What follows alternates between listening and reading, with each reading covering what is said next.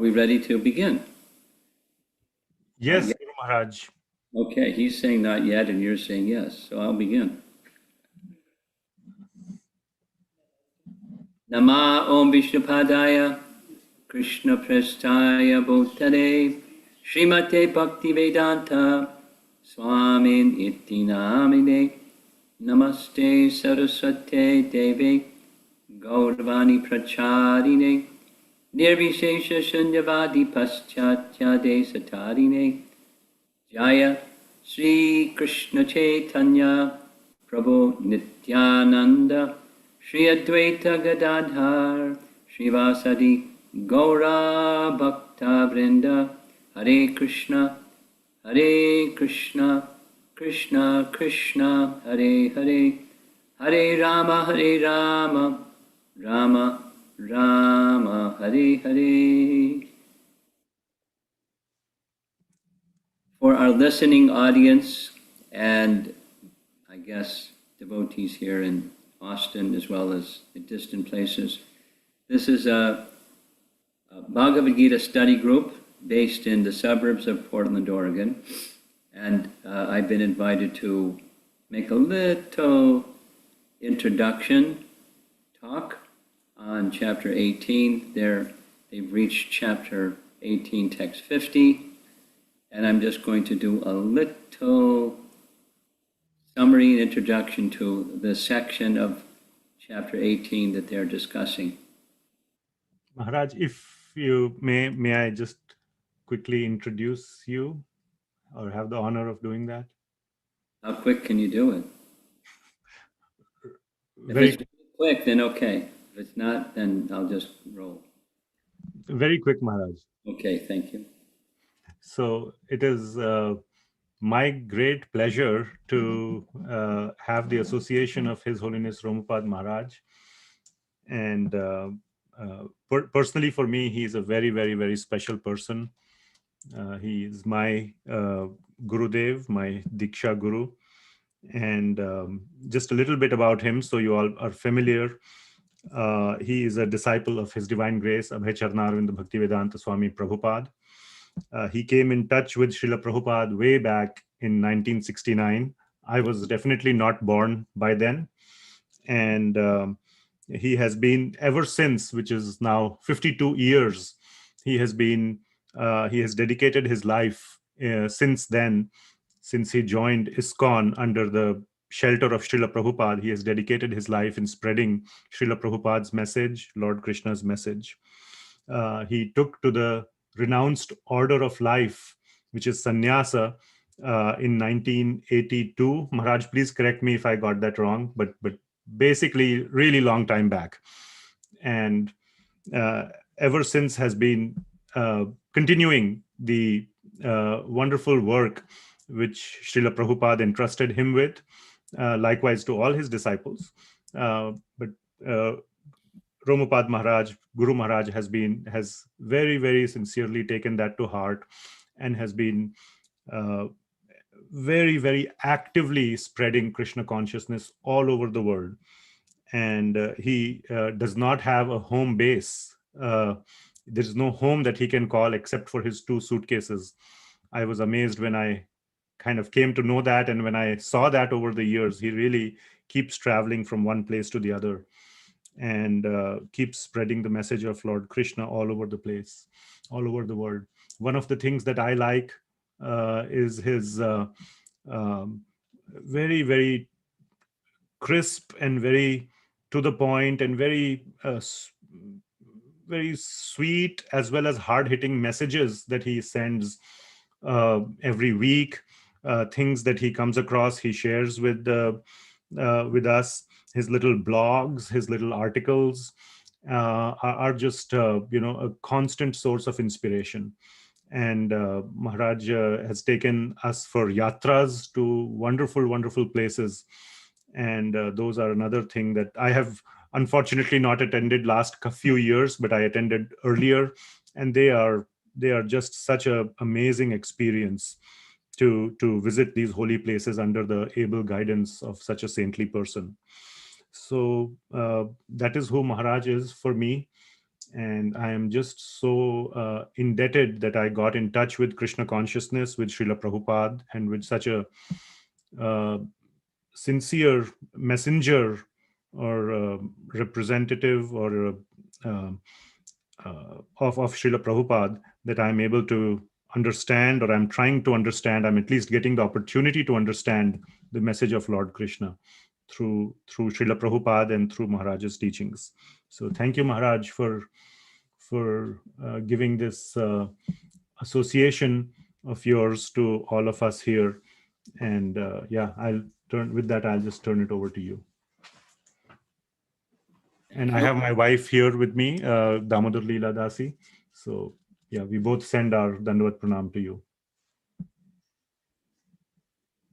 A little Prabhupada story, hearing what you just described.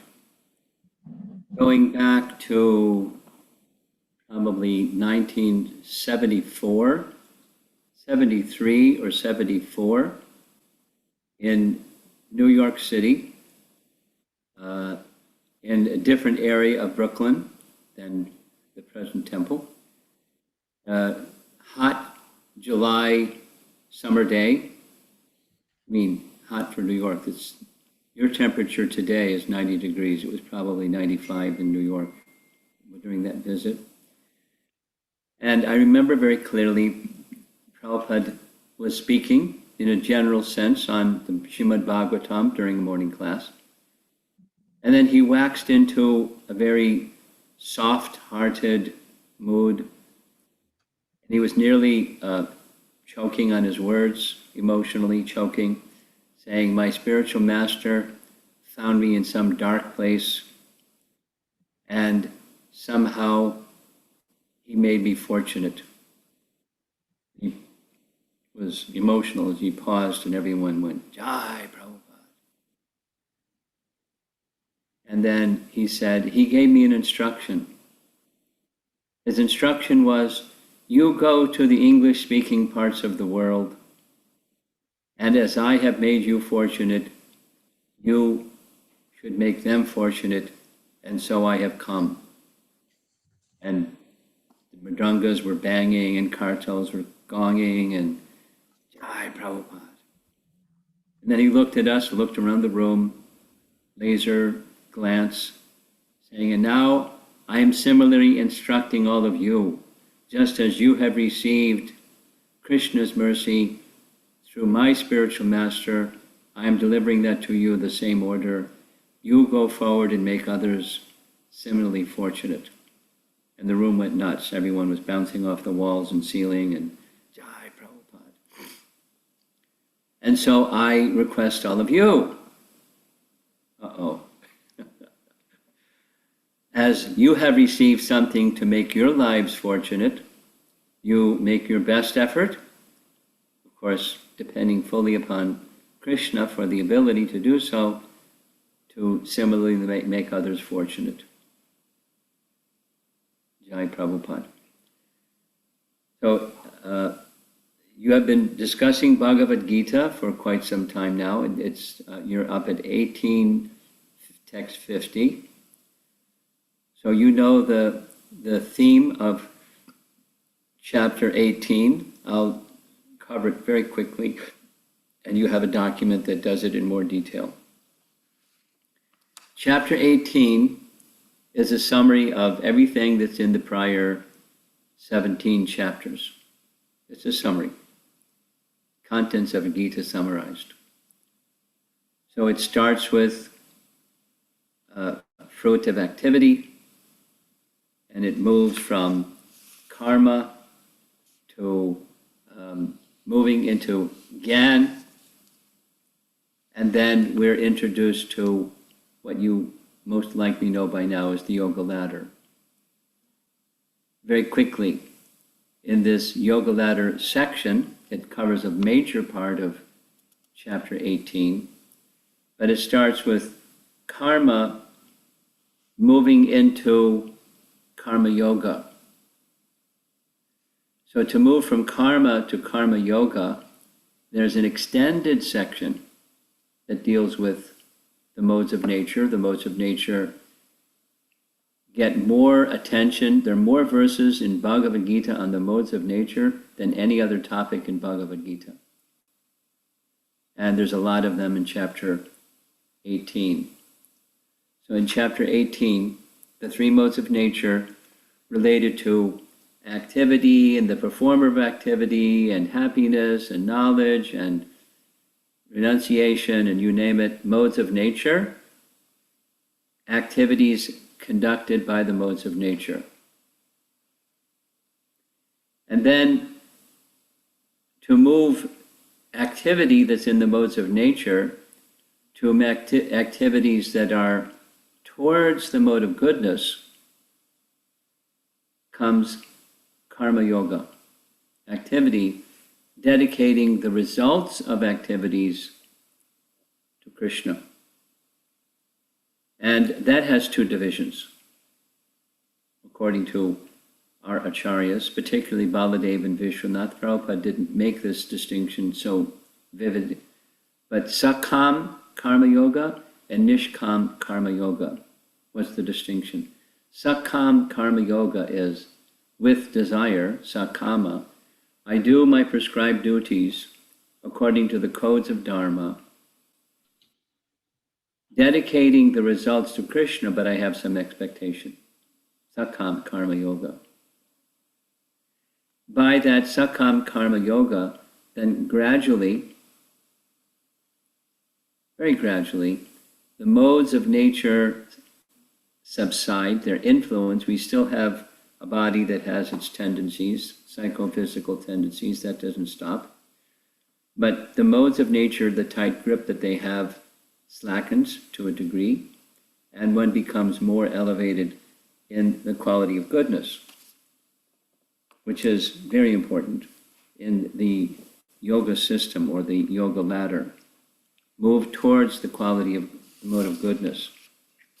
Now to go from Sakam to Nishkam Karma Yoga, that's the section just before what you're now studying. So I'm going to focus a little bit on what comes before, what the section that you're studying now, and what comes next. Although all work is controlled by the modes of nature, dedication of your psychophysical qualities to Krishna's service, so this is, the language is important. It's moving from karma yoga towards devotional service, but it's still karma yoga. When you do things that are according to your nature, you have some expectation for some outcome, but you're dedicating the results to Krishna, and this then becomes Sakam Karma Yoga, and through that purification, gradually, the hankering for fruitive results subsides, gradually. And realistically speaking, most of us who are engaged in devotional service, we still have this very stubborn, fruitive desire tendency. We do something to get something. And what that something is that we do to get, or an expectation of getting something, can be soft or hard, or combination. It can be gross material, it can be subtle material, it can be whatever it is, it's still, I'm at the center, although Krishna is in the picture. False ego, our dear friend, false ego, where our identification with the body and mind is very prevalent. And because of that misidentification, the I conception, then comes mine. I and mine. That's the material program. So even we're engaged in karma yoga, or performing duties for the purpose of offering the results unto Krishna, to go towards Nishkam Karma Yoga, that's the challenge. If you look in the very first beginning, by the way, this document that you have, it comes from Burijan Prabhu's outline of the entire 18 chapters of Bhagavad Gita. This is his outline for chapter 18. But the main message in chapter 18, if everything else slips through your fingers, don't miss this one. Don't be attached to the results of your work. That's not a new message. It's there in the beginning chapters, the first 6 chapters of Bhagavad Gita again and again. And here it is again. Krishna's instruction reminding Arjuna, don't be attached to the fruits of your work. Work as you are obligated. You know that verse. Karmani vadikaraste ma paleshu kadachin, a very celebrated verse earlier in Bhagavad Gita. So now it's again, but going more deeply. You're entitled to your prescribed duties. You're not entitled to the results. What do you do with the results? You offer them to Krishna. And when you become matured, this is, I'll say it slowly because this is where devotees stumble or get stuck or don't advance appropriately, is because we're still attached to being the enjoyer of the fruits of our work. I'll say it again. We're still attached to the idea of being the enjoyer of our work, subtle or gross. So Nishkam Karma Yoga is the section that you're covering right now. Moving from Sakam to Nishkam Karma Yoga. Chapter 18, text 50. Nishkam Karma Yoga. Being developed. And when you become matured in being detached from the results, but being very attached to perform prescribed duties for the pleasure of Krishna, some good things start to happen. What are they? Mode of goodness becomes very prominent. Knowledge of the soul, not just theoretical knowledge, but realization of the soul becomes more prominent. Working with the spiritual conception of who you are, who your family members are, still doing your duties with your occupation or your academic work, or mom and dad and the kids and people and the community, and you still do those things. But you have progressively a more spiritual, realized conception of yourself and of them as spirit souls. Here's another little Prabhupada story. One friend of mine named Yogeshwara Prabhu, he lives in New York. He joined when he was very young also. He joined in Europe, and he was with Prabhupada in a morning walk in London.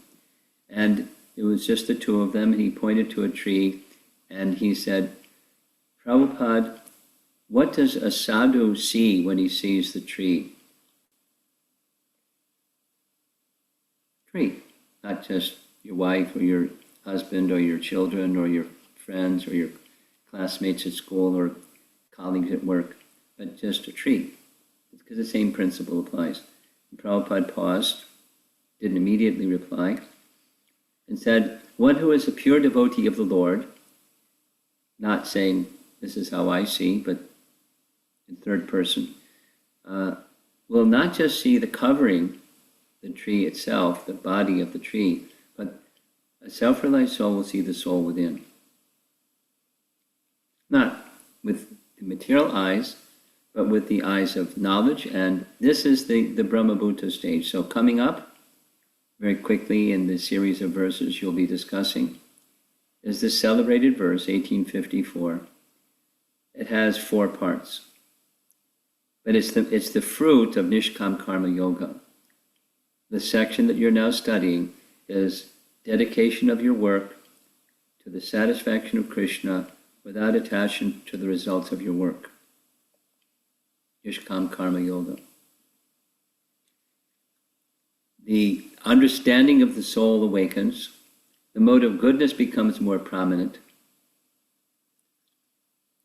And there's a natural, inborn, inward contentment, satisfaction, tranquility, peacefulness that is with you all the time, even when things outside are not like that at all. So, Brahmabhuta, Prasanatma. Now you'll be coming to this verse shortly, but Prasanatma, The happiness on the soul platform. Prasanna Atma. And when that happiness within is abundant, and as it grows and grows, passion and ignorance subside. Na sochati, na kangsati. Hankering, that's passion. Lamenting, that's ignorance. They're hankering and lamenting, poof. They diminish and then no more. So if you don't have hankering and lamenting, what's life? Service to Krishna is life, without hankering and lamenting. And then the third characteristic is sama sarveshu bhuteshu. Sama. E means equal vision. Sama sarveshu bhute. Seeing all living entities equal, whether it's a tree or a family member or whatever. And it doesn't mean you don't see the covering, but you see beyond the covering. And it's a realization that comes from Nishkam Karma Yoga. And when that realization awakens, Mad Bhaktim Labate Param. Labate is a nice word. Labate means attain. Devotional service is attained. So what does that mean? It means what we're doing now isn't devotional service. We're doing devotional service. There's a really nice explanation I like. Vishwanath Chakravarti Thakur explains that just like if you have a large collection of beans, picture a large bag or some container or something of beans, and inside, along with the beans, is mixed up jewels and gold. And when you remove all the beans, what's left? The jewels and the gold, the valuable things. They're already there. But the Annangu helu bandu shoes hakondu ready agaki ಹೊರಡೋಣ. Nishkam Karma Yoga is bean removal. Or like in gardening, weed removal or anartha removal, anartha nivritti. The things that are just clutter due to our previous material contact and desires connected with that previous material contact, it's gone. It diminishes and it's gone. And then attains, labhate, means it's just voila, or bhavati, it comes out. The standard of pure devotional service comes out. So that means before pure devotional service, there's mixed devotional service. There's beans along with the jewels and gold. There's other things going on inside at the heart level besides Krishna is to be pleased.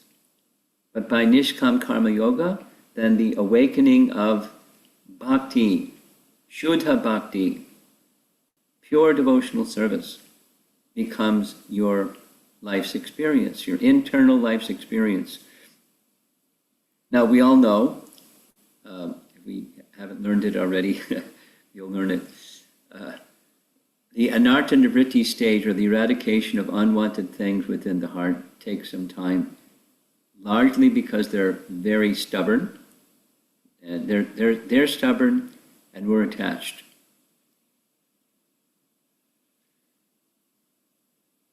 We're attached to some types of impurity that we carry and we value. Bad habits, conditioning, you give it different names. They're attached to us and we're attached to them. The Maya doesn't let us go very easily, and we don't let go of Maya very easily. Because of that attachment tendency, it's a gradual process, although it doesn't have to be. Because the cleansing process, the bhakti principle, is very powerful. So we're introduced right away, all of us, to processes of mantra meditation, and just as you have been doing, hearing Krishna's words Bhagavad Gita is Krishna's words, very powerful because it's coming from the Supreme Authority, Krishna's words. But it takes a while because we're covered. And so what's coming up, you see on your sheet, this outline of the chapter. Pure devotional service becomes even more elevated, where the object of Paramatma, the Lord of the heart, becomes more prominent. You feel guided at all times, in all circumstances, by not only the wisdom of Bhagavad Gita, but that same wisdom that comes from within. And then the ultimate position of the Bhagavan, full surrender to Krishna, where he takes charge of you. And you feel that. That's coming up in the rest of Bhagavad Gita.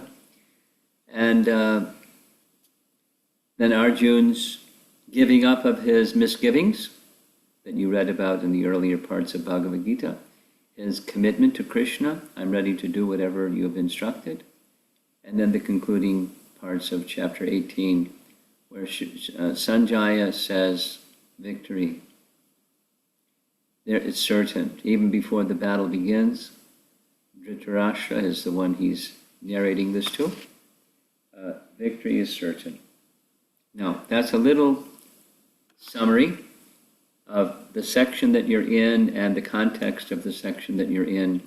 And frankly speaking, the stage of devotional service that many of us will become quite familiar with for quite some time because of attachment to fruitive activities. It's like a stain that just doesn't go away no matter how you rub it and scrub it and try to bleach it out and deal with it.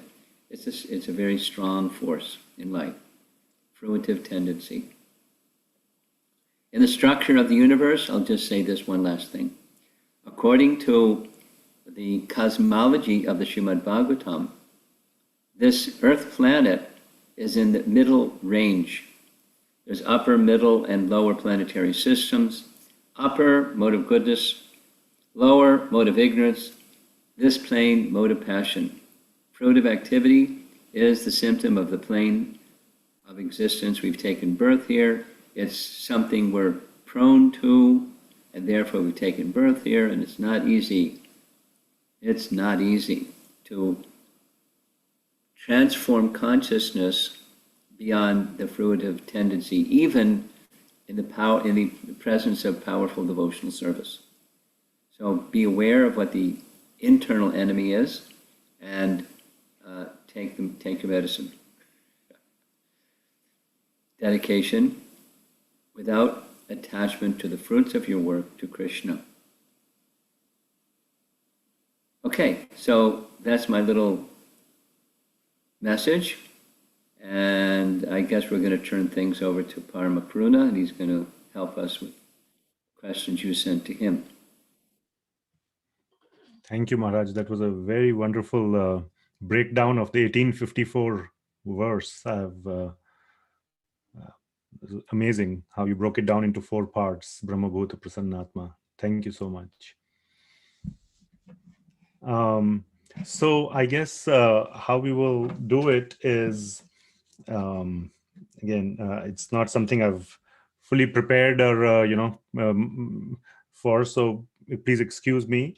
But I have received several questions from our participants who have been on this journey of Bhagavad Gita for almost the better part of the year, 3/4 of a year, 44, 45 weeks now.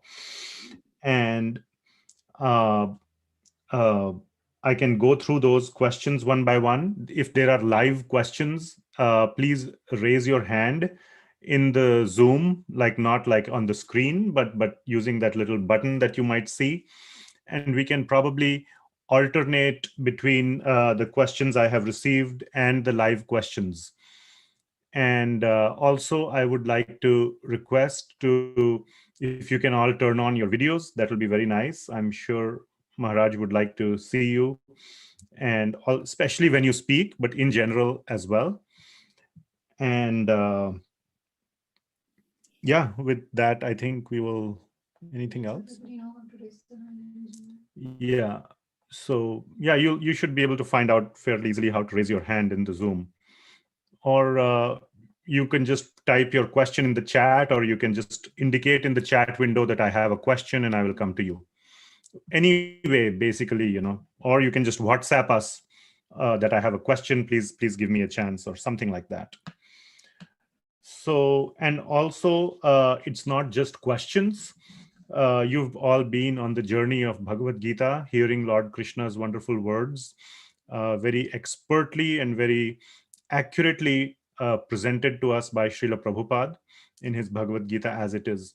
So if you would like to also share a little bit of your experience, what have you benefited, or even what your issues are, where you are blocked, anything that might have come up for you, please feel free to share. I'm sure Maharaj would love to hear your experiences as you have been on this wonderful journey of the most important textbook, for humanity. So with that, I'll start. So you can let us know if you have questions. So I'll start with some of the questions that I have received, Maharaj. Just important in this little group. And Maharaj, if there are questions over there, please, This class is for y'all, as they say in Texas. Okay. Okay, sure. And if, towards the end, yes, whichever way we can. Yeah. Yes. Sure. So Maharaj, this question is from, some of the questions were anonymous and some of the questions had names. So from Priyam Mataji, what are the instructions for those who want to take shelter of a spiritual master and consider Bhakti Yoga as their sole purpose of this life? What are the instructions for such a person? That's the question. Yes. What are the instructions for those who want to take shelter of a spiritual master? One instruction is patience. Utsahan Nishchaya Daryat. Those are some little instructions. That is,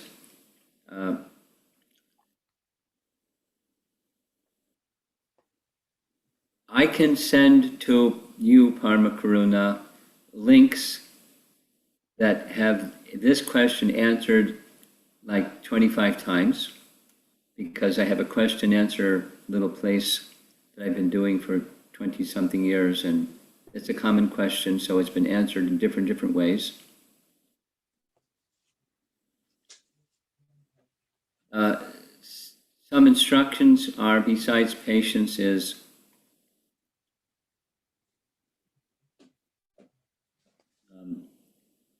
let's say it on the negative, don't be impulsive. Impulsive is, I like the way he smiles, or he has charisma, or something like that. That's superficial. Rather, become very familiar with Prabhupada's teachings and try to understand, are the persons who I'm hearing from, are they transparently presenting the teachings of Prabhupada, of course, to their personality and given their nature and so forth. But is this a transparent person who is giving simply the teachings of disciplic succession? Very important, of course, that they are in disciplic succession, but in addition, that they're giving the message of disciplic succession transparently. Something that Prabhupada writes in his Nectar of Instruction is the disciple should examine the character, as the spiritual master should examine the character of the disciple, to understand, is this a person who I feel their mood and their manner of presentation is something that I can literally accept and give dedication to? So those are preliminary considerations at the heart level. There's something at the head level, the teachings, and then something at the heart level. Is this a person who I feel, from looking at scripture and the other criterion that you have available to evaluate, this person is going to Krishna. And I want to go to Krishna, so by being with this person, will I go to Krishna? So it's a character evaluation, a commitment and character evaluation, on a personal level, on a heart level. And give it some time. When there's some idea that goes this way or goes that way, give it some time. Let some gestation period take place. And hear thoroughly and examine. And another is you judge a tree, Prabhupada's term, you judge a tree by its fruit. So are there persons who are closely connected to this individual who I feel I can resonate with, I can open my heart to, and they can guide me wisely, and so forth. Now, that's a short answer, and like I said, there's something like 25 additional answers, and Parama Karuna will remember to send me a little note, and I'll send him those links, and you can look at the answer, many answers to that question.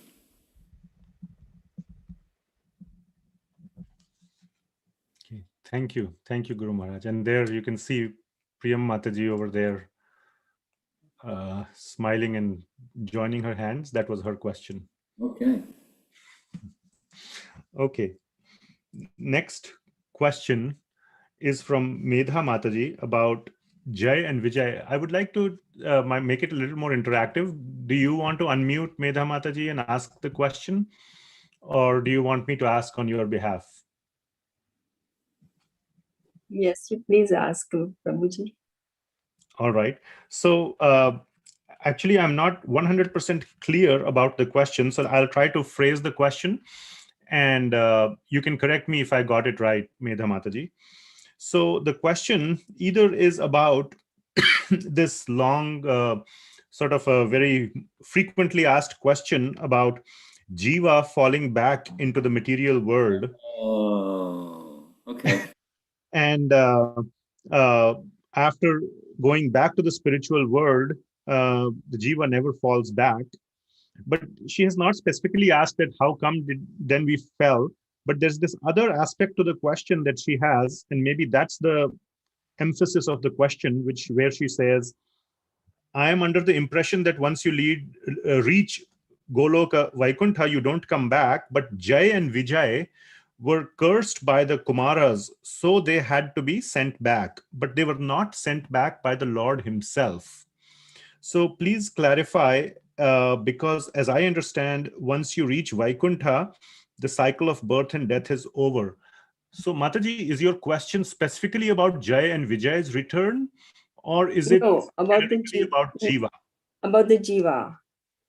Once, that's what I understood, that once you reach Vaikuntha, if the Jiva reaches Vaikuntha, I mean, that's what we've been understanding, that you don't come back to the material world. Okay. So that's what I wanted to clarify. Then the answer, just specifically to once attaining Vaikuntha, not coming back again, specifically that question, the answer is quite simple. This is absolutely an exception. And on what basis was it an exception? Answer, Jai and Vijay, Vishwanath Chakravarti Thakur explains, they intimately associated as doorkeepers of Lord Narayan. And they understood that Lord Narayan has a chivalry bhav. That's a secondary rasa, by the way, chivalry. And who in Vaikuntha is there to be a chivalrous combatant or opponent to Lord Narayan? Answer, nobody. So knowing that the Lord has this inclination, they in their heart, they offered a prayer. Our dear Lord Narayan, if you so desire, we can act in that capacity to be in opposition to you so you can fulfill your desire for chivalrous activity, combat. Fulfilling their desire was in combination with several other things, rather than several other things, that was the main thing. Lord Narayan was fulfilling that prayer of theirs. So it was an exception, and the rule is what you have understood. Once attaining Vaikuntha, one doesn't come back. It's in Bhakti Sandarbha very explicitly, and that is our understanding, Gaudiya understanding and Bhagavatam understanding. The exception is the exception, not the rule. And that is saying even further, when the Hiranyaksha and Hiranyakashipu, etc., their actual demons is not Jai and Vijay each time. It's very rare and extremely exceptional. I hope that clarifies. Yes, thank you. Thank you, Prabhu. Thank you, Maharaj. Thank you so much. Yes.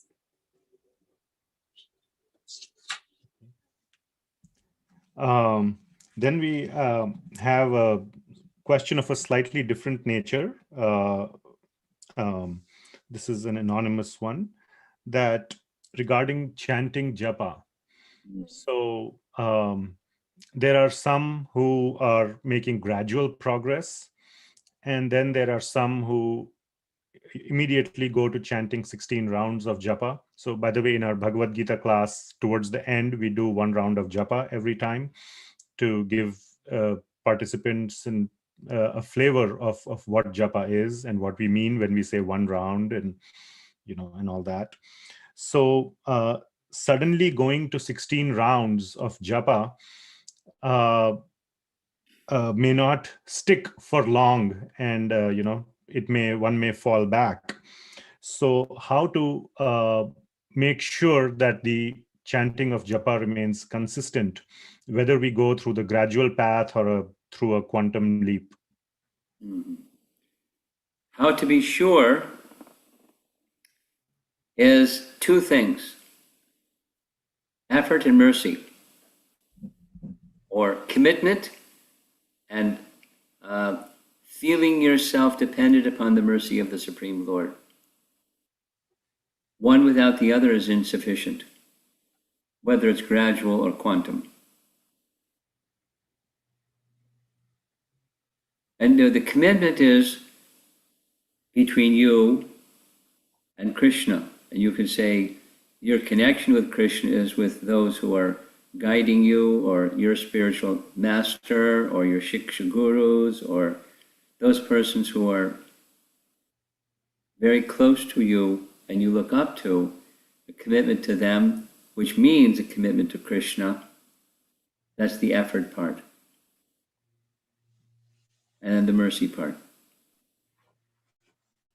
That's how to maintain consistency.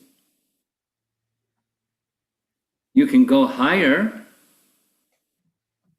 and the higher is when the heart becomes cleansed, there's actually a taste. But with faith that the taste will come, although the taste may not be there for quite some time because of anarthas in the heart, I have faith in the process because I have faith in my teacher and teachings. Faith, that's the submission, but that's the effort part, with fueled by or powered by faith. Sadhu Sangha, stay in good association. And there'll be consistency. Thank you, Maharaj. Another question is, so this has been asked by 2 devotees. I would request so this is a Sushilpa Mataji, would you like to ask your question, unmuting, or would you like me to ask? If you want, I can ask Prabhuji. Yeah, please. That would be nice. And this was also a question that was asked, exact same question or a very similar question by Priyam Mataji as well. So since we already took a question from her, I'm requesting Sushilpa Mataji, but it's the same question. Dandavat Pranam, Romapada Swami Maharaj. It's really a big honor, to associate with you, like since you're a direct disciple of Srila Prabhupada. When I read the Srila Prabhupada's books, I get so inspired and emotional. So I just wanted to know some of your experiences, since you're directly associated with Srila Prabhupada. I just wanted to know a few of your experiences with Srila Prabhupada, if you can share some. Well, that could be 2 hours. Usually the question, what are your favorite, exchanges with Prabhupada or pastimes with Prabhupada? That's generally the way the question is worded. On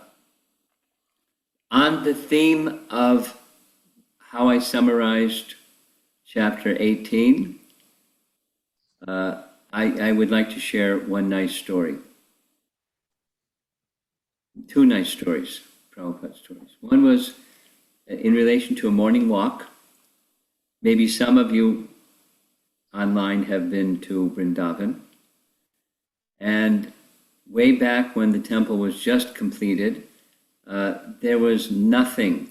Now it's like noise and commotion and congestion and beeping horns and shops and everything. At that time, it was nothing. It was agricultural fields, and except for behind us, in the other three directions, agricultural fields. It was off in the middle of the boonies. So Prabhupada went for morning walk very promptly at 6 a.m. and he walked from his quarters along the boundary wall, out the front gate, and turned right. And when he turned right, there was nothing but agricultural fields. And so we walked and walked and walked. And as we walked, there was some distance down the road, I don't know, a mile and a half, something like that. There was a grove of trees on the right-hand side. So he gestured at it one morning, said, "What is this?" Grove of trees, Prabhupada, so let's go. There was a little trail, he walked along the trail.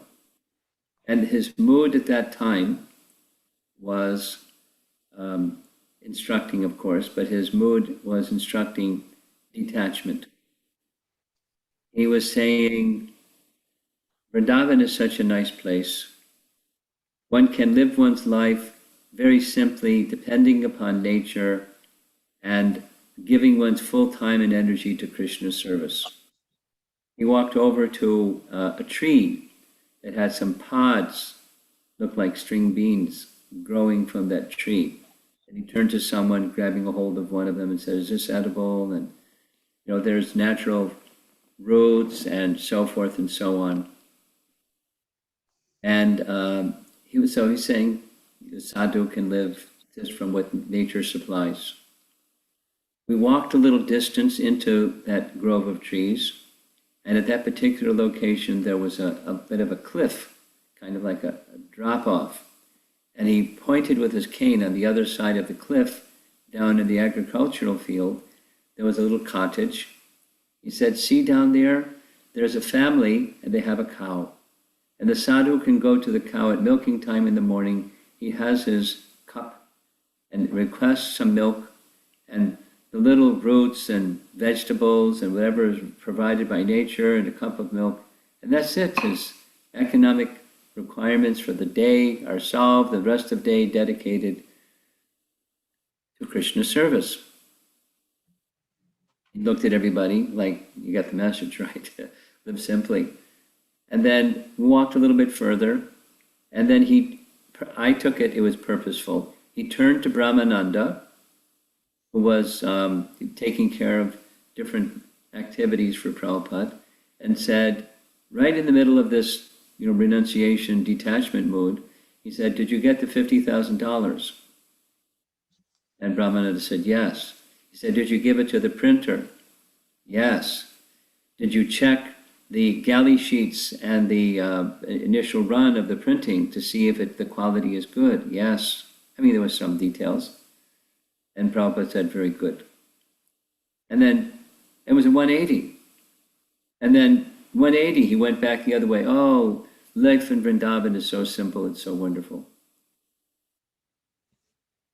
And I took it that he was instructing us that our aspiration should be simplicity, yet for Krishna's service we can accept complexity or involvement with the material energy, because it's for Krishna's service. Chapter 18, right? What's the principle of sannyas, according to chapter 18, is renunciation or detachment from the fruits of your work. There was another very similar lesson. So the devotees, I wasn't there for this one, but what devotee that was there told me, they requested Prabhupada, we'd like some photographs that we can place on the altar. Would that be okay? Prabhupada agreed, and he was the choreographer. He planned two. One was he dressed in a very simple cotton dhoti with no kurta and holding his danda. And he was outside in the sunshine, standing at the edge of a large shade tree with a shade tree in the background. In other words, his dhoti was the light color. He's standing in the light, but it's a dark background, which makes a really good photograph. So he knew that much about photography. And he stood there looking very stern, very serious pose in his face. And then when those photographs were done, he went inside and he changed. And he changed into bright orange silk, shiny, polished silk, long sleeve kurta, bright colored orange dhoti and dhoti top.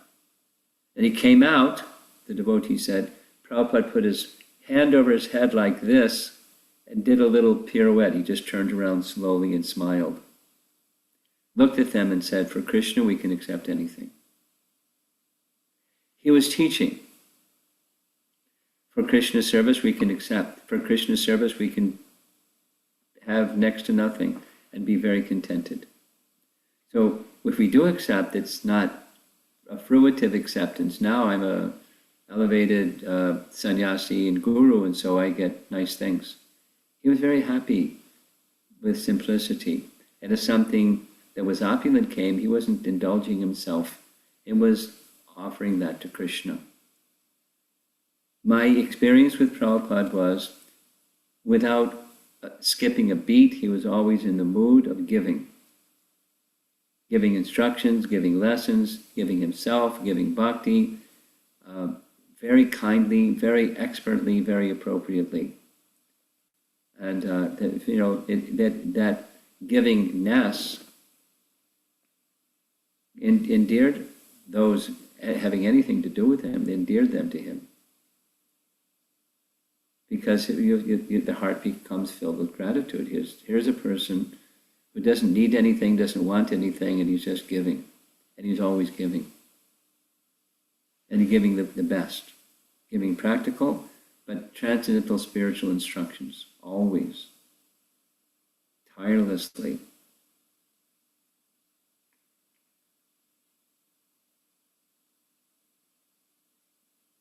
There's others. I think we should go on with our other questions.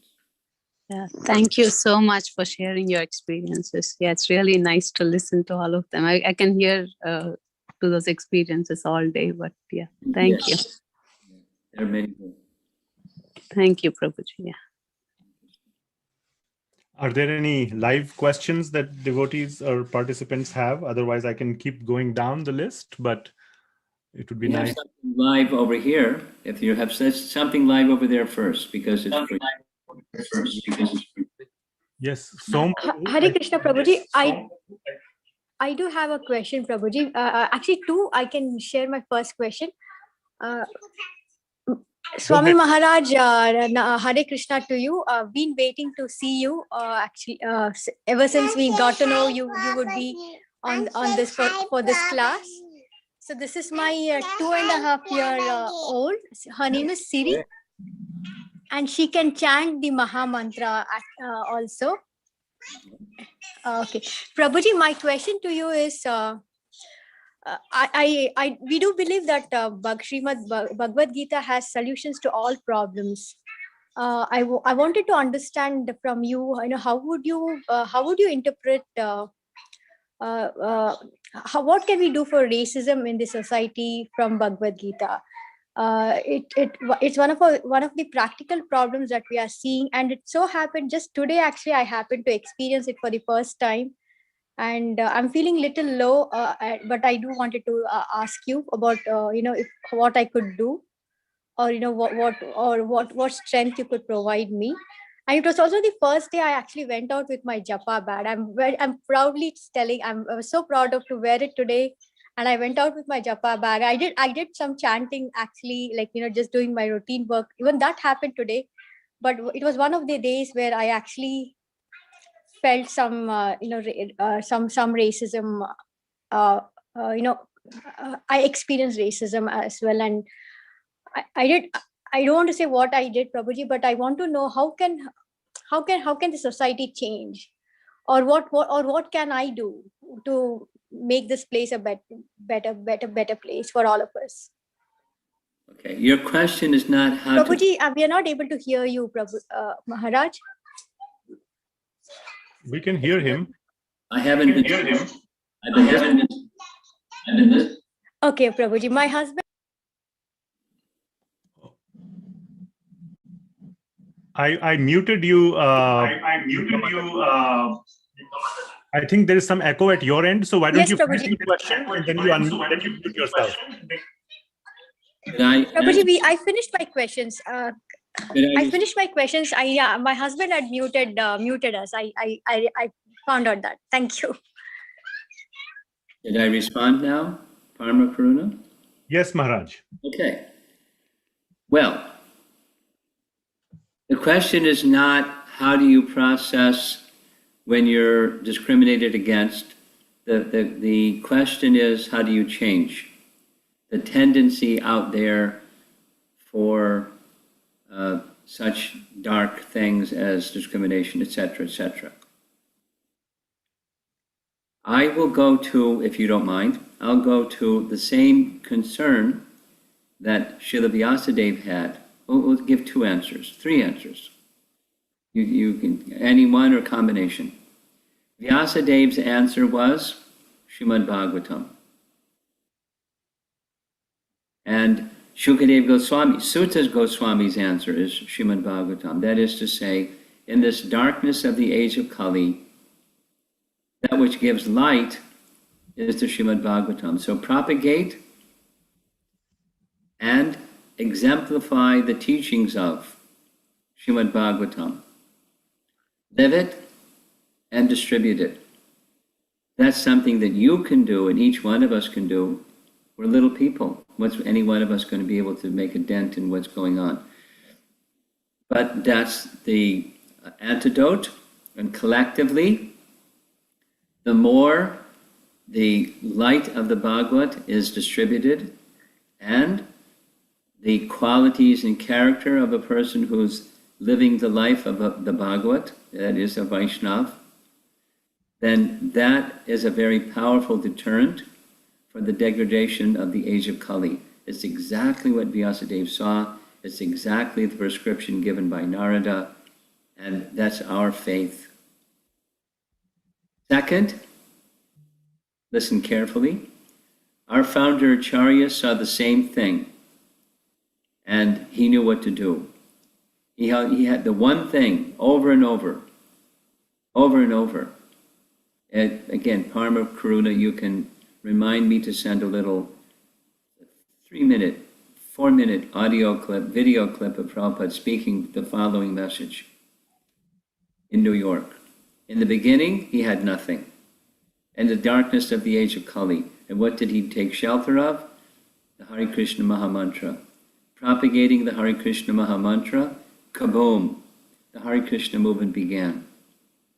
And many lives became transformed. Now, as many lives become transformed, that means those whose lives have become transformed become instruments for others' lives to become transformed. Like multi-level marketing, right? So as some become transformed, it's the same system that Chaitanya Mahaprabhu used when he traveled in South India. You can read about it in Chaitanya Charitamrita. That is, he transformed the hearts of some.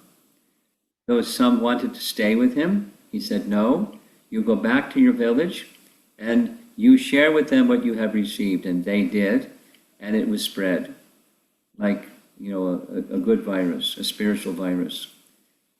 The contagiousness of bhakti is very powerful because people don't like to be discriminated against. Some people who are bullies, they may be the discriminators, or other wrongdoers or harsh doers or so forth and so on. So what to do? The antidote is the holy name. And the third is, already mentioned, but your good character. Your good character will be more compelling than all kinds of words spoken, or rallies or assemblies or activists or this or that against wrongdoings. Your good character will speak more than that. And each one of us have that same opportunity, and collectively, that's a very powerful force in the world. Persons of good character will attract good character from others who have been in bad association. Because Kali Yuga is just a symptom of people who have bad association. They don't have good leaders or people that know where to take the society. So you become leaders by your own character, and influence others by your character, by your teachings, and by the chanting of the Hare Krishna mantra. Invite your own chanting, and invite others to chant. It's very powerful panacea or cure for the disease of this age of Kali. That's where to take shelter. Take shelter of something else. Be very shaky. Won't be a substantial result. Hare Krishna. Thank you. Hare Krishna Prabhuji. Thank you very much. I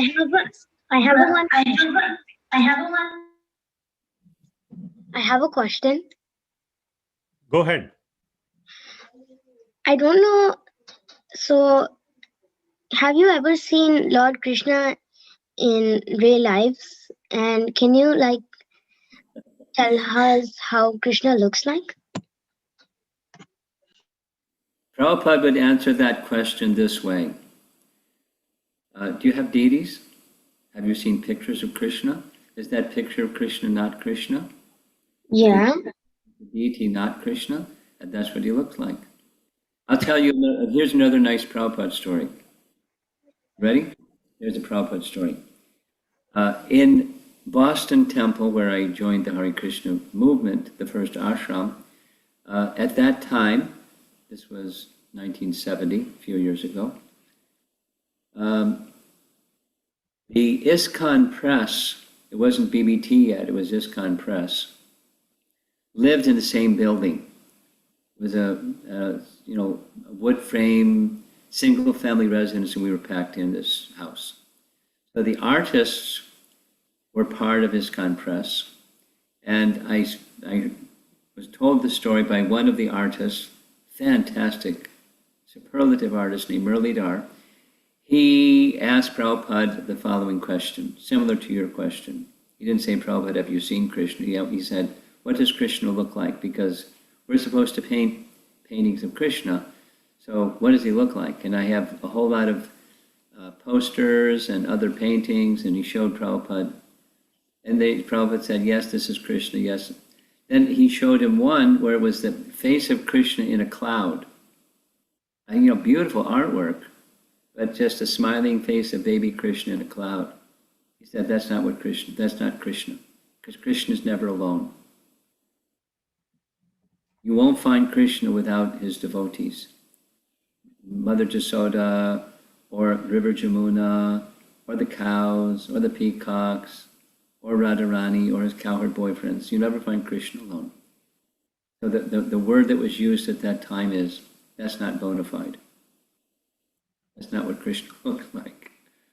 So then Muralidhar got really into it. He said, supposing a little child makes a little stick figure, and he shows Krishna holding a flute, he's got a peacock feather. Is that Krishna? And Prabhupada said, that's Krishna. Now,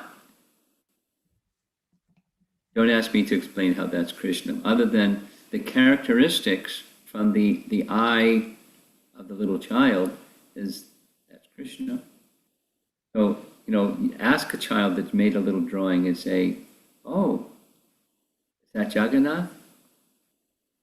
Because he's got the Jagannath smile and, et cetera, et cetera. And it's for the child, that's Jagannath. And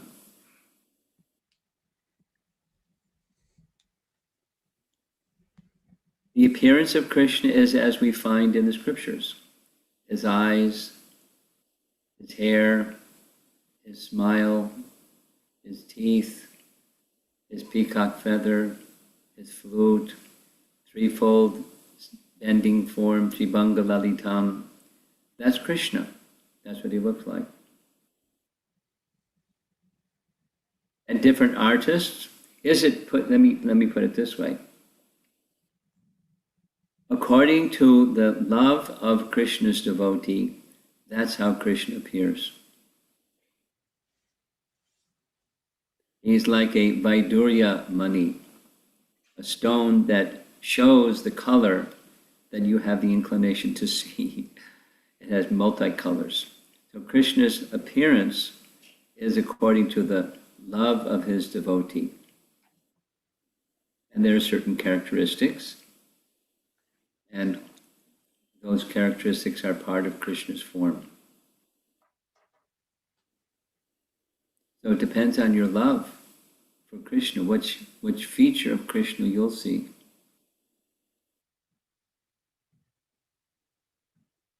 Hare Krishna. Thank you for solving my question. Thank you, Maharaj. Are there any other questions, live questions? We have a live question over here. Yes, Maharaj, please go ahead. Okay, we're going ahead. Hare Krishna, Guru Maharaj. The question is, I want to completely surrender to Krishna, but sometimes material desires are strong.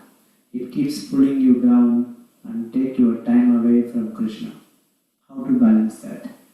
Well, you don't balance it.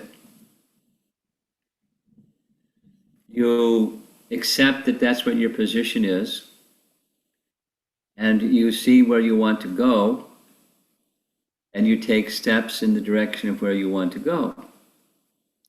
And commonly, there's unsteadiness even in making the steps to go to where you want to go.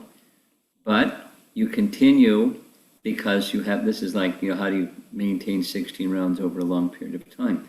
Because you have faith in the process. You stick to the process and become cleansed by the process that's cleansing and purifying and uplifting. And gradually, Chaita Darpana Marjanam, the heart becomes cleansed, and gradually that unsteadiness moves towards steadiness.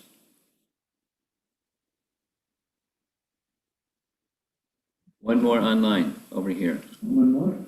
If one practices devotional service, how will it save our ancestors who have never got an opportunity to practice devotional service when they were alive in this material world? Nice question.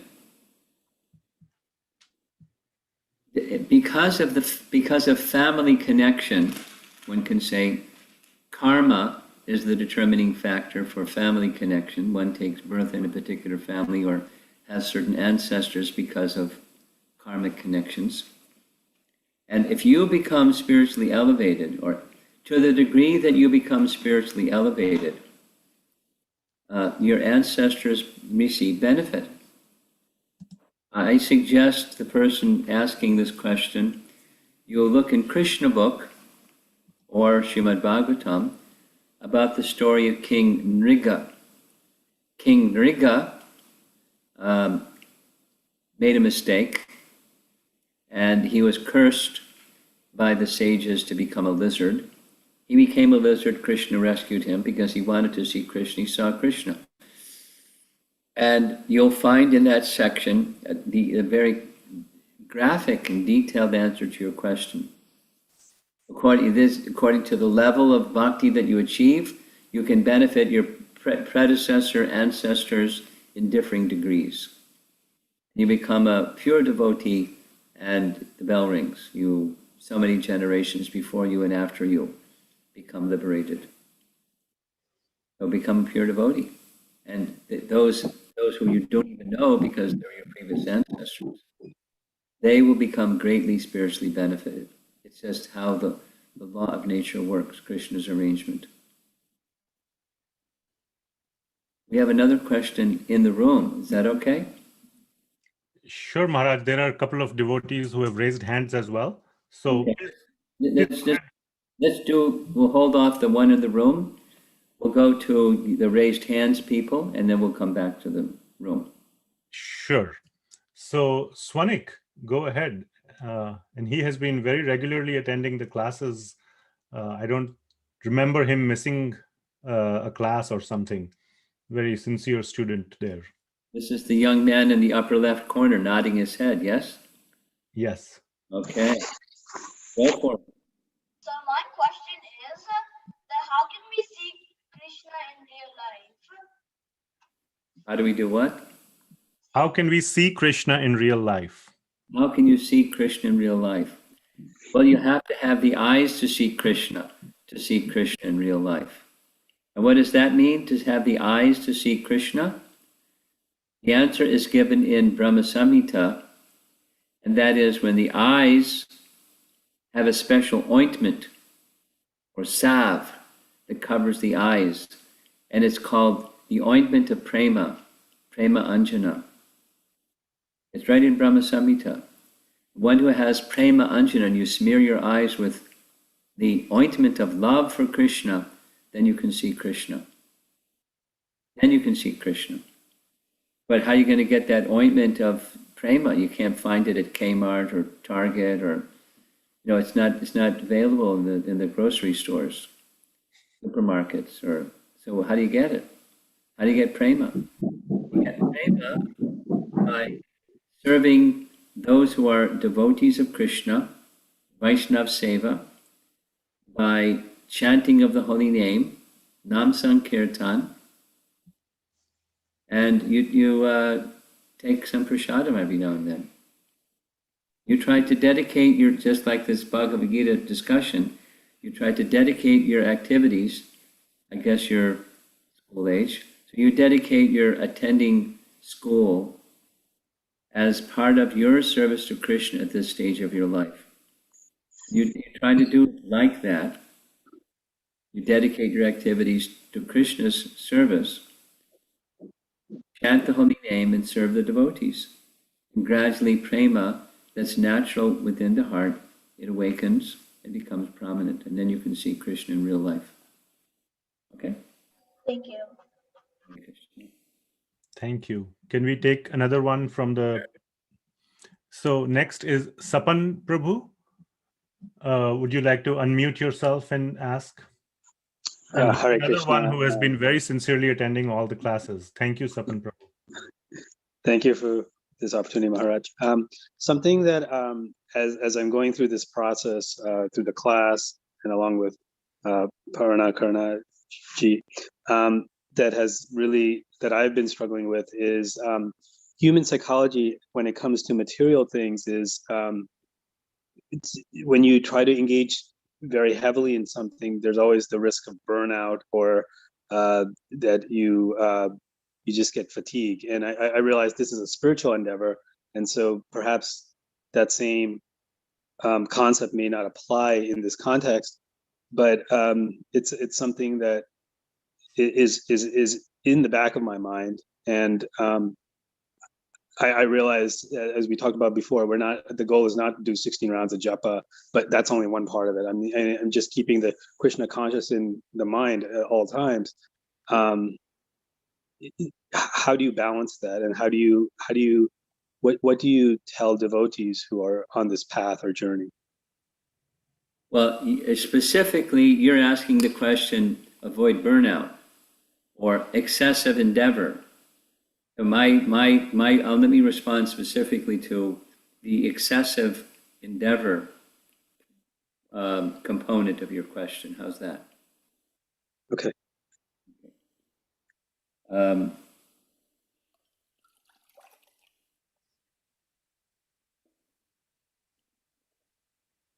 like Bhaktivinoda Thakur's teaching in this regard. Bhaktivinoda Thakur's teaching, I call it incrementalism. It goes like this. Progress is a series of small steps in the right direction. I'll say it again. It's really nice. So short and simple. Progress is a series of small steps in the right direction. So my advice to you to avoid burnout is be clear what the goal is. You're not there, but as it says, every journey begins with the first step. So take small steps and make sure you're headed in the right direction. And you may need to get your compass out from time to time to make sure you're headed in the right direction.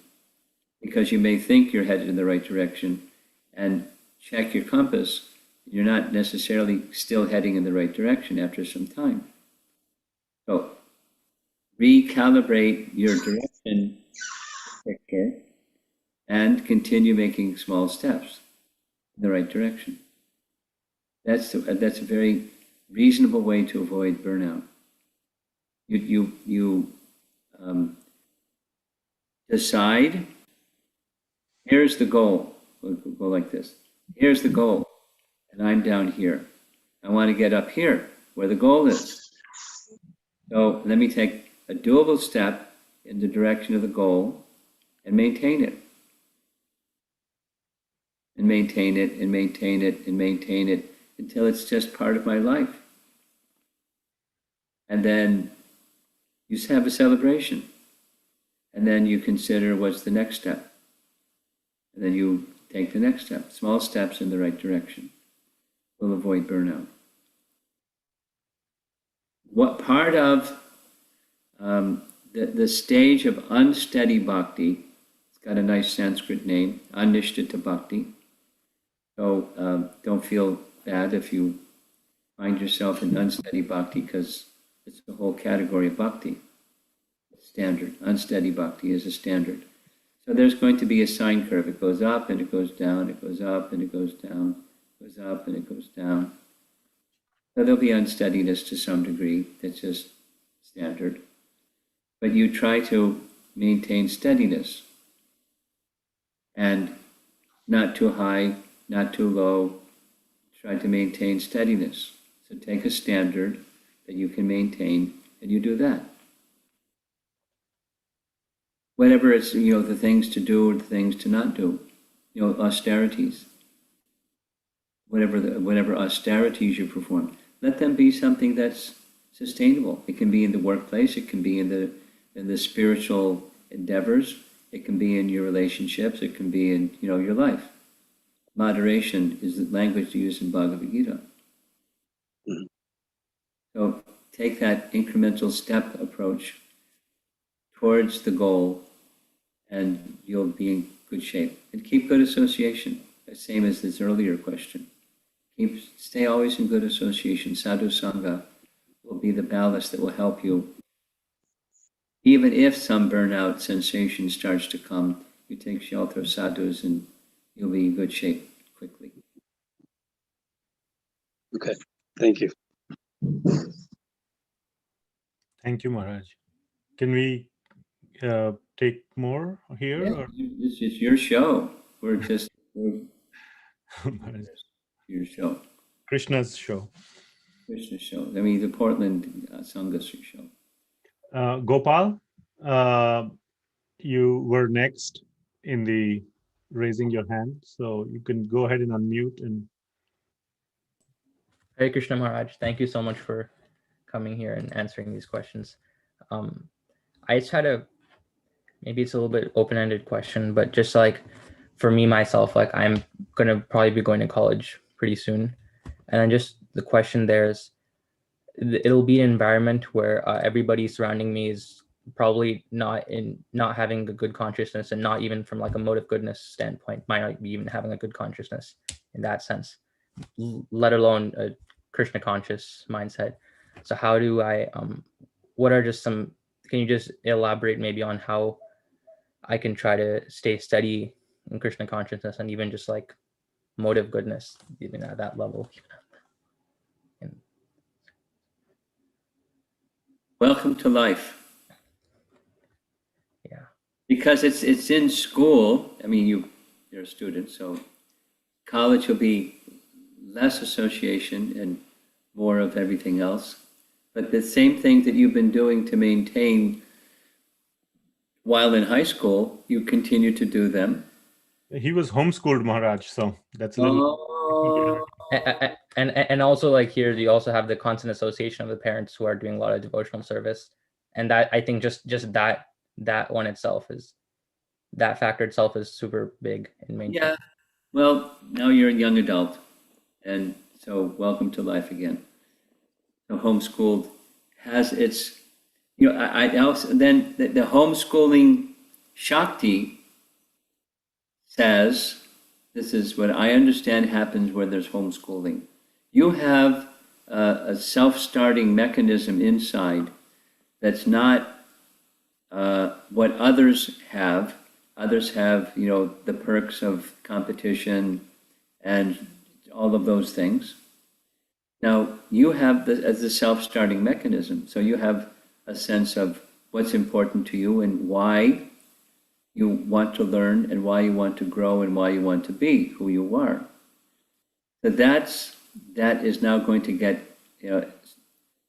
tested a bit, maybe stretched a bit, but you just hold on to that place of shelter that you have that's within you, that's been your good fortune to have developed within you for up to this stage of your life. That's your shelter. And of course you have your parents and you have the other Vaishnavas, you have teachings. I would say this, in principle, your morning sadhana is sacred, and make sure that you don't do the burnout program with your studies because the pressure is, whatever it is. You have a cutoff time for your studies in the evening. Very, very simple. Very simple. If you set the standard, it will protect you. Cutoff time in the evening. Take rest. Get up at a fixed time in the morning, and you put your sadhana there the first part of the day, and that will be an amazing source of protection and spiritual strength. And then you stay in the course of the day. You stay within the boundaries of the values of learning and the values of character that you're carrying. And, like this Bhagavad Gita study, you'll get a good picture of the modes of nature out there. Oh, there's this mode. Oh, there's that mode. It's a little bit like Prahlad when he heard his teachers saying, friend and enemy, he said, oh, I heard about this, now I'm seeing it. Friend and enemy, I know what that one is. I heard it from Narada. So you'll see in real life the modes of nature on full display. And you don't have to buy into it or feel, ganged up by the modes of nature. You have your place of shelter and you have transcendental knowledge. You'll be protected. I'm sure you'll be protected. Being cautious, that's good, but you'll be protected. I'm sure of it. Thank you so much, Maharaj. Yeah. I have trust and confidence in you. Thank you so much, Maharaj. Call your brother when you get whacked in the side of the head. Say, whoa, what happened? Yeah, I'll definitely be calling him a lot. Okay, we're going to do one question in the room here. Sure, Maharaj. Our hostess. Hare Krishna Maharaj, thank you so much for the Q&A session. My question is about chanting. How do we increase the attentiveness span in chanting?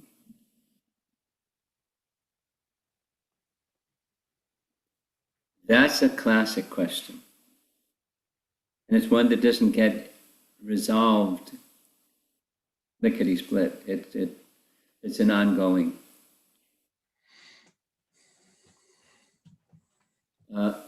Vishwanath Chakravarti Thakur gives an answer I like, and that is the success in achieving what you just said is the commitment to do so.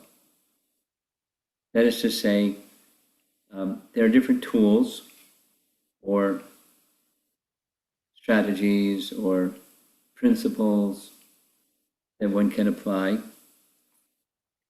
but it comes from the effort to do so. That those tools are effective according to the effort that we exert. So now how do you maintain that effort to do so?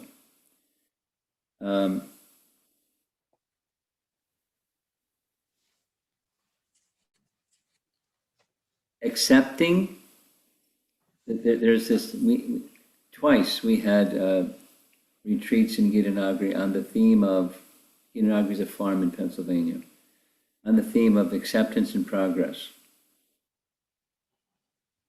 No, excuse me, it was one time, acceptance and progress. And twice we had one, say yes to Krishna. So the say yes to Krishna, that's the commitment. You practice saying yes to Krishna, and that's a commitment. Because you're not going to go away from saying yes to Krishna. Now, the unsteadiness, the mind goes, and then you bring the mind back, and then bring the mind. So I can share with you some things that I've been doing of late that I find very helpful, but the principle behind it is the commitment. And one of those principles, one of the practices, is from Bhaktisiddhanta. I like this one very much. I found it very effective. He says, distraction has to do with having other shelters, the mind being accustomed to having other shelters. So when you take up chanting, the mind has other shelters. So while the mouth is making a sound, that's not real chanting. He wrote, you can train a bird to make that sound. You can make a machine that makes that sound. It's not really chanting that you make that sound. What's that sound? Is when from the heart, you call out, "Oh, Lord Nityananda, please bestow upon me the pure holy name." And when you call out from your heart the pure holy name, that's chanting. And when that chanting is very similar to Rupa Goswami's prayer to the holy name. When that sound enters the courtyard of the heart, the mind becomes stunned, and the senses become inert. Or another thing that Bhaktisiddhanta says that I find is very effective and powerful, and I stay with it. The distracted mind can be controlled by the ear. There's 5 knowledge-acquiring senses, and they're centered about the mind. And they're competing for supremacy all the time. But if the ear is actually more powerful than the others, including the mind, because you can capture the mind by hearing the sound. If you don't say negatively, if you don't hear the sound, the mind is distracted, it's all over. But if you hear, the ear can conquer the mind. That's the distracted entity. So the control valve is the ear. You have to hear. So give attention to hearing. To give attention to hearing, you have to articulate clearly, then hear very clearly, and the sound will go to the courtyard of the heart, and the mind becomes stunned. You can capture the mind through the ear. So the main activity or attention and focus when chanting is hearing. And the mind becomes captured. And when you find the mind has wandered again, go back to hearing. You bring the mind back, but how you bring the mind back is by hearing. Thank you so much, Maharaj, for enlightening. Continued effort, tireless effort. So that was your question, to sustain attentiveness or minus distractedness. It's the effort to hear the sound. Okay? Thank you, Maharaj. Hare Krishna. Let's go back to Portland. How are we doing? Thank you, Maharaj. Yes, there are more questions. I have at least 3 more questions, 4 actually. So we'll go to Aarti Mataji and Sarita Mataji over there next. They are, looks like, together in the same location. Yes, Prabhuji. Hare Krishna. Hare Prabhuji. Krishna. Dandavat. Hare Krishna. Hare Krishna, Maharaj. So I read the document which Prabhuji had sent across to us. So how do we know the directions of the super soul as Paramatma, Maharaj? Well, you read the section that is summarized by those phrases, and you'll get detail, but the principle is, I was thinking to discuss this, Bodhi Yoga is sometimes used interchangeably with Bhakti Yoga, correct? You go back to chapter 2, Bodhi Yoga, or chapter 10, Tadami Bodhi Yogam Tam, Bodhi Yoga. Bodhi means spiritual intelligence in this case, and spiritual intelligence guides bhakti. What's bhakti? Bhakti is the senses engaged in practical activity for the pleasure of Krishna. That's bhakti. Intelligence guides that. Intelligence guides bhakti. And no. Speak your question one more time because I want to make sure I'm hitting the target. Say your question one more time. How do we know the directions of the super soul as Paramatma within us to follow the instructions in the right direction, to go in the right direction, Maharaj? We have the guidance of Scripture, and we know that that the intelligence that we're being inspired by is actually super soul and not Maya or the mind or something else. If it's consistent with Scripture, that's the guideline. But super soul gives intelligence. Super soul gives intelligence in all kinds of things. I mean, all kinds of things. Like we were having some technology issues over here. The midday discussion. So, that takes intelligence to sort out those technology issues or to do any practical activity in service to Krishna. But Super Soul gives intelligence that's for Krishna's pleasure. And if you're in this mood of humility, eager to understand what is going to be pleasing to Krishna in different ways to please Krishna, you're guided by Guru Sadhu Shastra, and the alignment of Super Soul's instruction is according to Guru Sadhu Shastra. In principle, you're not violating principles. And then, the intelligence that guides you may be different that guides the intelligence of the person next to you, and that's just fine. Provided it's in alignment with Guru Sadhu Shastra. That's the standard that you go by. That's intelligence, how to reach Krishna, how to please Krishna, how to move from where you are to the goal. Like this other question about not burning out when doing devotional service. It takes intelligence in alignment with Guru Sadhu Shastra. That's Super Soul. Hare Krishna. Thank you so much, Thank you very Maharaj. much. Thank you so much. Thank you, Prabhuji and Mataji. Thank you. Okay, we'll take one question that had come in earlier through the offline mechanism. And this is from Medha Mataji as well.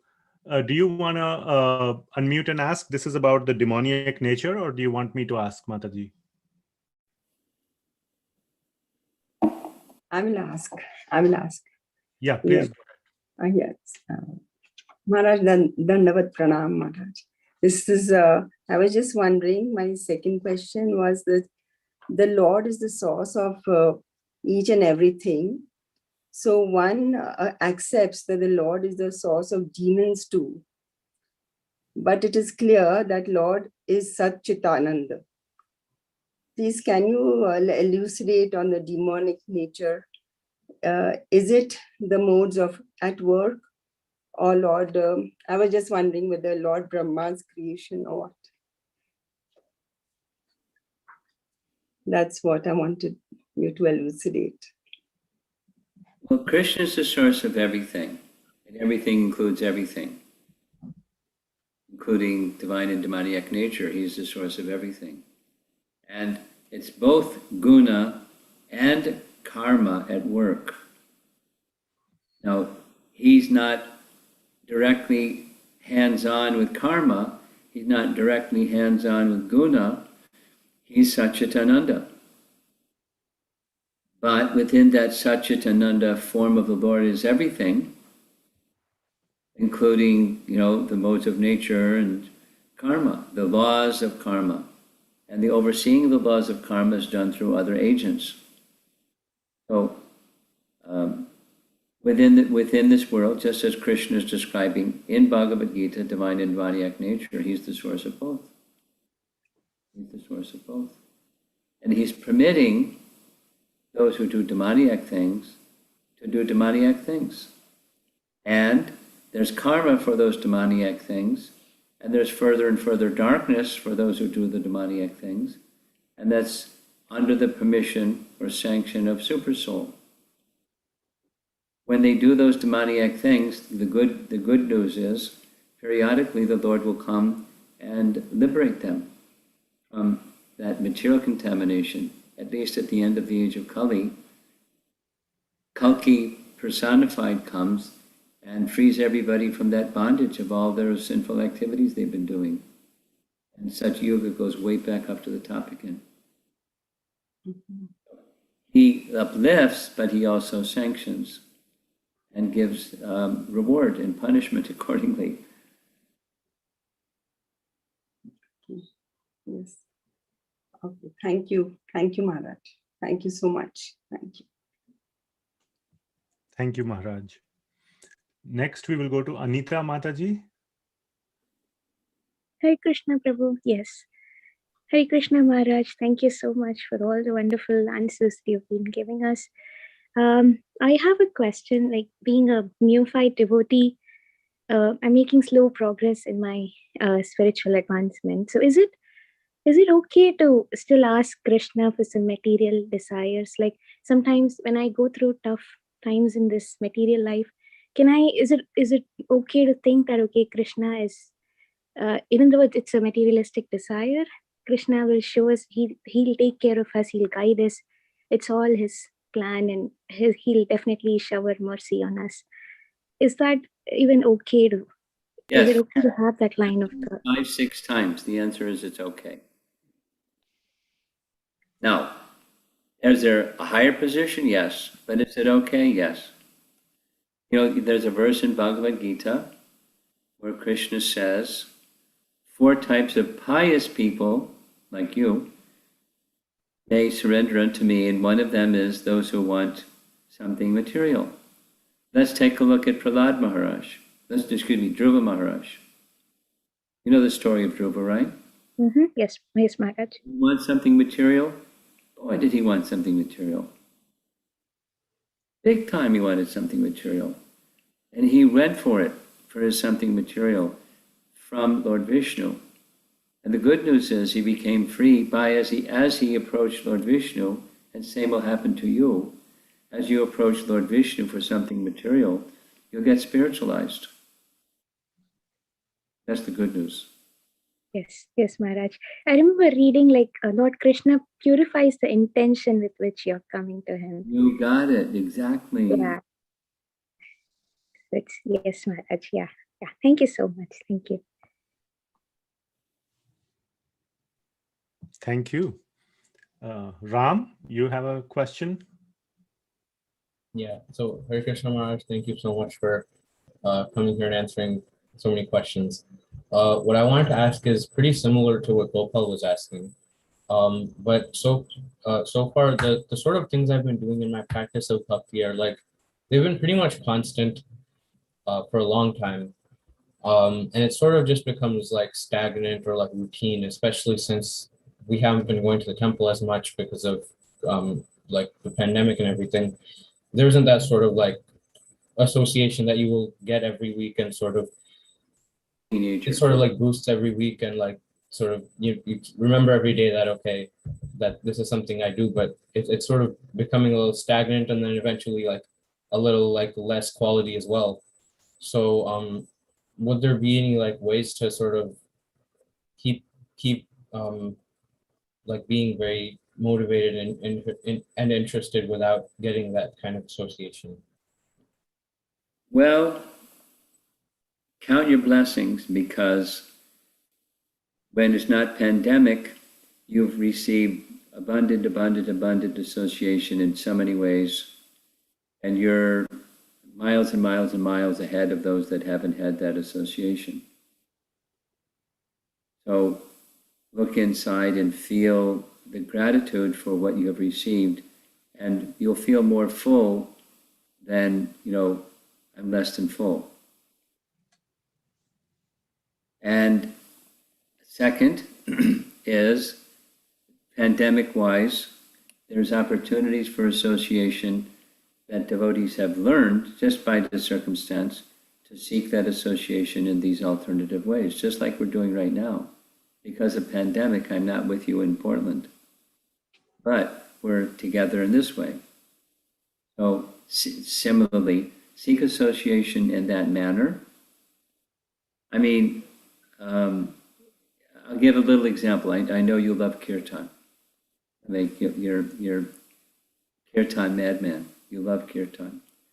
So just today, I shared with Mukunda a recording that somebody from some other country sent me of Janavi Jivana, a kirtan from 3 years ago. I really liked the kirtan. So I sent it to Mukunda. You know Mukunda, right? Yes. I sent to Mukunda and said, listening to this, I thought of you, and this is your style, it's your personality. And he wrote back saying, wow, I really like the melody, and yeah, it fits me really well, and thanks for thinking of me in that way. So then I wrote back saying, Festival of the Holy Name is coming up. I don't know if you're going to be around when that's happening. It's 4th of July weekend. So could you, along with your team, plan to sing that melody and have some nice instruments? So although we're virtually separate, I reached out to this one, that one, and we'll have some nice instrumentation, and how long would you like it? So it's absorption in kirtan, even we're physically separate. So you know how to do that. You're a creative person. You given the circumstance, you have your kirtan association and planning and so forth and so on in the ways that you can do it. Right. And it's getting a little bit lighter with the panic that people have been in with COVID. So maybe you can sit together on some occasion, socially distanced, so you're not infecting each other potentially, and have a little kirtan every now and then. You'll figure it out. Thank you, Maharaj. Yeah, that gives me some idea. Thank you, Maharaj. There's one more question that had come in offline. And this question is, there were a couple of questions, so I'll kind of, which were very similar, so I'll paraphrase and combine them. This is about the significance of formal initiation. And is it possible, or rather I would say it the other way around, is it not possible to make spiritual progress simply by chanting and hearing? And what is the significance and the meaning of initiation in that regard? Certainly one can make advancement without initiation. And what's the significance? The formal connection makes the fullness of the chanting of the holy name richer. I mean, paraphrasing, there's a very nice section in Chaitanya Charitamrita where Lord Chaitanya speaks on this point, that the holy name, just as Krishna is fully independent, the holy name is fully independent. It's not dependent on anything. And then there's really one of the longest purports in the whole Chaitanya Charitamrita where Prabhupada quotes Bhaktivinoda Thakur explaining why it's, while not necessary, it's necessary. Or say it this way, if you're Shukadeva Goswami, he never received Diksha, and he was a perfected soul, so you don't need it. But if you're not on the level of Shukadeva Goswami, you need it. That's not exactly how he writes, but it has an impact. It creates an impression on the soul that makes the formal connection with the disciplic succession firm, and the mercy through disciplic succession come into your life and makes your devotional practices enriched and strengthened. And we all need that. We need all the help we can get. And that's a very essential principle of formal connection with disciplic succession. And it's not just our sampradaya, it's other sampradayas as well. It's a principle. So yes, you can make progress. You can make abundant progress. For years and years and years and years, you can go on practicing sadhana bhakti without having formal initiation and making substantial progress. And the time will come when that step will be taken. It can happen sooner or later. But that's what our acharyas and that's what our scriptures, Guru Sadhu Shastra tells us. So that's we accept on that basis. Thank you, Maharaj. Thank you so much for that wonderful answer. Maharaj, this is a follow-up to a previous question, and I got this on the WhatsApp. When you were mentioning about steadiness or how to maintain a consistency in japa over a long period of time, and you mentioned that the taste may not come and may not, I think you specifically used the words, and it may not come for a long time. So the question I got was, how long is it okay for taste to not come in japa? And in fact, even I would have that question myself. Well, taste is very high. That's called ruchi. Ruchi means taste. And ruchi comes after eradication of unwanted things in the heart. And there's a step in between, nishtha, or steady. So anartha nivritti, nishtha, ruchi. So how long?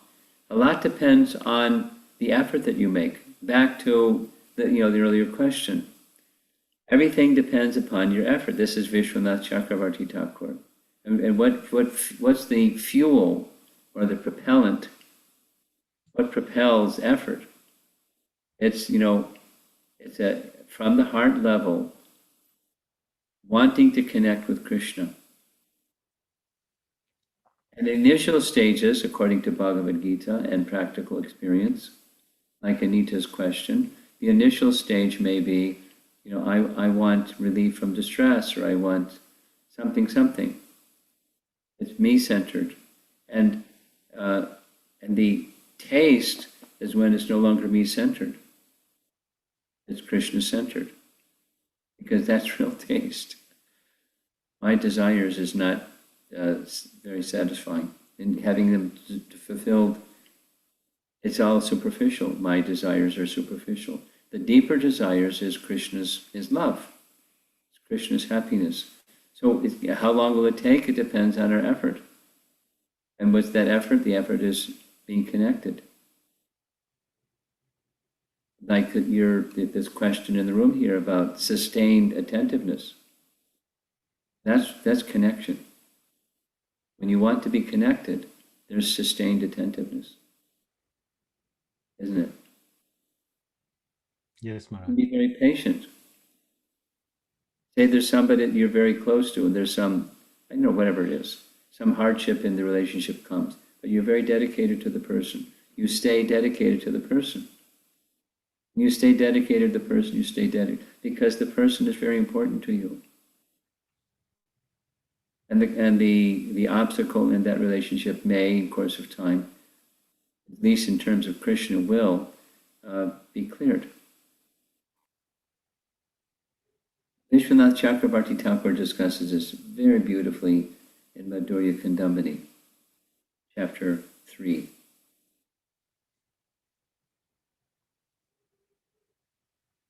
Okay, we have something online over here. Let me go to the online over here question. Sure, Maharaj. Maharaj, the question is, I know as a Vaishnava, I should forgive and forget others' mistake. Also, we all have to suffer due to past karma. But how to forgive a person who has done a very abominable acts which create a deep impact in one's life, in fact, which lead to destruction of others' life. When we meet the same person again and again in our life, the first thing we are reminded is about the mistake they have done and how it affected us. Then forgiveness becomes secondary, making our mind pollute. How to deal with that?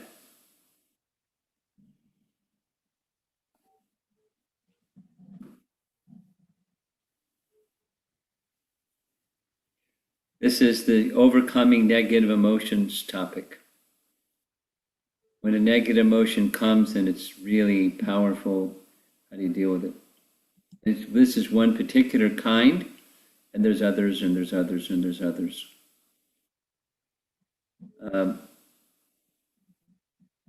One of the questions that came earlier was, could you explain more about the connection with Paramatma? So it requires spiritual intelligence to get Paramatma's signal. When your receiver is on, you'll get Paramatma's signal. And to get your receiver on, to get Paramatma's signal, you need to be, you need to follow Bhagavad Gita. You need to follow the stage of Nishkam Karma Yoga, and you continue with your service. What your shelter is, your service to Krishna. That's who you are. You're Krishna's servant, and you take shelter with who you are, and the object of your service, Krishna. When you don't have that connection, you're going to be tossed around by the waves of whatever, whether someone was hurtful or not hurtful. The nature of the material world is filled with waves of unpleasantries. So what to do when that comes? You learn the art of taking shelter of Krishna, and it starts with you tolerate, and then you minimize that emotion becomes dwarfed because you're in a higher consciousness place. You can then be forgiving, and otherwise you're just in this rubber band ping pong bounce back and forth position. Waves of the material energy are moving you this way, that way.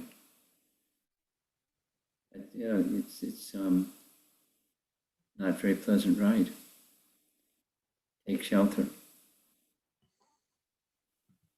You can say, yeah, but when that emotion comes, it comes on real strong. Okay. Not denying the wrong that someone did or the emotion that comes with the wrong that someone did. But where's your shelter? You may have to distance yourself from that person's association for some time because the emotion is too much for you. And then your mind's going to linger on, the hurt anyways, even they're remote. And it's just managing your negative emotions to the point where you can take shelter of Krishna more effectively. And then those negative emotions subside and you can manage them better.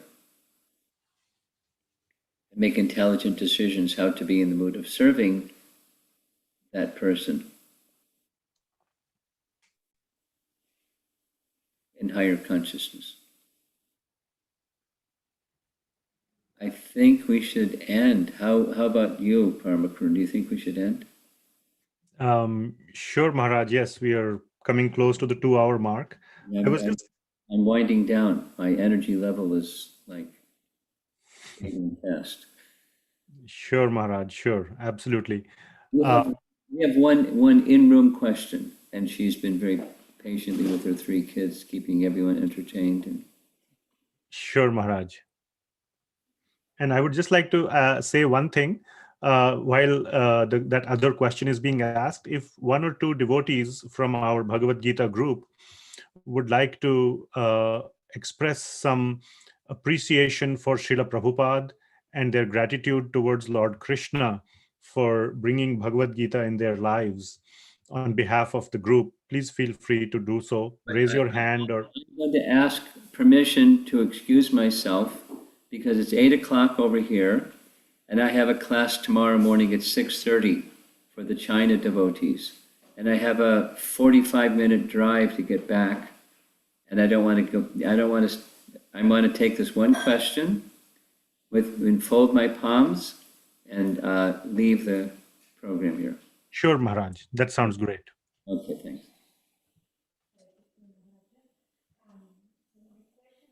Move your mask so we can hear you better. Thanks.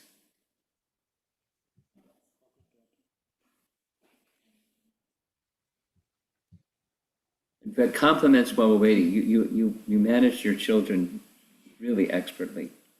Thank you. So my question is, like, when as a grahastha, sometimes we make some direction to make some material advancement in certain way. Sure. And when we go in that path and we see a lot of obstacles, the mind is questioning, or is it Krishna creating these hurdles to direct me in a different direction than this path? So that question often comes to us, and I don't know if Krishna really does those things. I just want to ask if it is my karma that's creating those hurdles, or if it's super soul or higher nature is asking us to take a different path. Well, there's other options besides those 2. You gave 2 options. There may be additional options. The menu may be longer than those 2. It's not, Krishna doesn't want it, or it's my karma that's creating it. When you engage in principle, when you engage, you are engaged in devotional service to Krishna under the guidance of our founder Acharya and his teachings and everything. So you're Krishna's devotee. And by being Krishna's devotee, the good news is your karma is in the background. You know that verse from Srimad Bhagavatam where Vyasadeva sits down in a trance of meditation and he sees Sakshat Purnam, he sees the Supreme Personality of Godhead in fullness, and Mayam Cha Tad Apashrayam, the Maya is behind him. But that's your situation. You're being protected from Maya by Krishna. It's not, Maya is the instrument of karma. It's not karma. Provided you stay focused on your attention to Krishna. From your question, you're staying attentive to Krishna. So now, here's some other options besides Krishna doesn't want you to do this. Here's some other options, a bunch of other options. Krishna wants to test your determination. That's one option, not necessarily that one. Krishna wants you to depend more on him and less on your own abilities.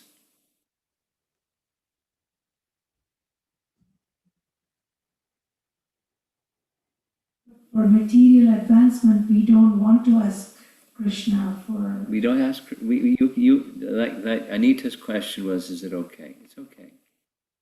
Prabhupada writes, sometimes grahastas have to, because of their situation. Now, then comes another, you need to look at your purposes. Are my purposes a Krishna conscious purpose? Or another way to ask the same question is the level of comfort or affluence or stuff sufficient And am I being greedy? It's not karma. It's, is it more than really what's required? Or is it just a natural, because I'm a grahasta, there's this thing that says, he asked this question the other day in a morning class, a different way of asking it. But, wanting to expand the field of material activity is part of grahastha life.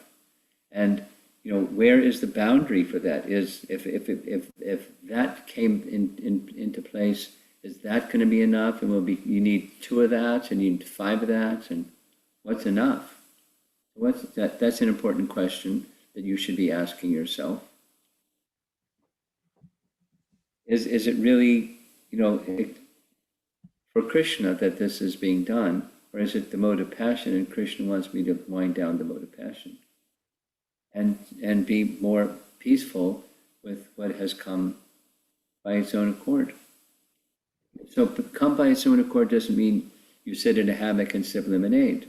It means you make a reasonable effort according to your nature, and you conduct your life in a responsible way according to your nature, and be peaceful with whatever the outcome is. Or it's a very simple way of saying all of that is, yours is the service department, and results is Krishna's department. You do your service, and is this the service, or is it something other than service? Your focus is going to the obstacle rather than the mood of service. Readjust what you're looking at. And is this in the mood of service, and is it what's required for my personal psychophysical nature and the needs of my family? Or is it just like I'm being pushed by the mode of passion unnecessarily?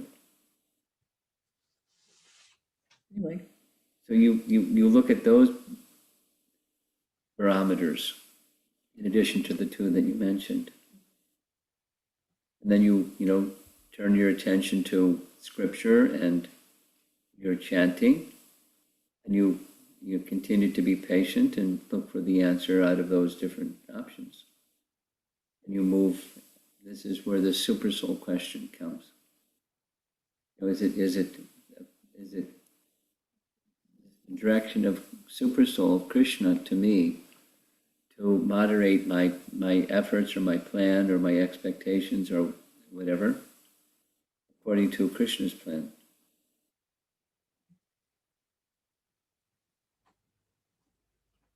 I mean, what you're saying applies to practically everybody. So I'm going to excuse myself, looking at my watch. I'm going to have to depart. So I'm going to hit the leave button, and Karuna, you can take over, okay? Just 1 second, Maharaj. I just wanted to thank you from the bottom of my heart for taking this time out. And before Maharaj leaves, I would like to just show our sincere appreciation to Maharaj by chanting the Maha Mantra once. So everybody, if you can please unmute, as many of you as possible. Appreciate Srila Prabhupada. Hare Krishna, Krishna Hare Krishna, Hare Krishna, Hare Krishna, Krishna Krishna, Hare Hare, Hare Rama, Hare Rama, Rama Rama, Hare Hare. Hare Hare.